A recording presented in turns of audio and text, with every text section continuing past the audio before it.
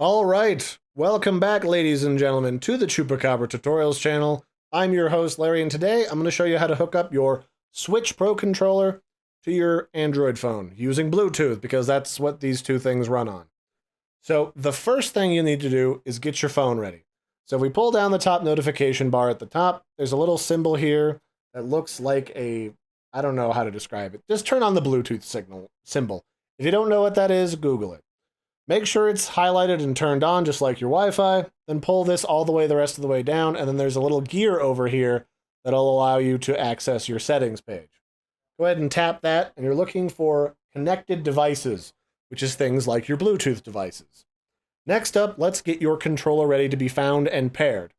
On the back side, there's a button here next to the little plug. Give that a press until the lights on the bottom light up. See that? They're like freaking out and doing their thing. That means it's ready to be paired with your phone.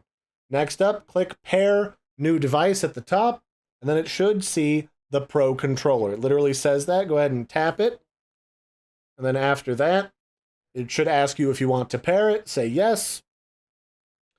And then that should be all you need to do. It should automatically pair and appear at the top of the device list as your active other device. And then if you, for whatever reason, need to remove it, you can click the device at the top and say either disconnect, which will maintain the fact that they're already paired and you can connect it again later, or you can tell it to forget it, and then that makes it easy to completely reset the device in case you don't want them talking to each other because it's causing a glitch or another issue.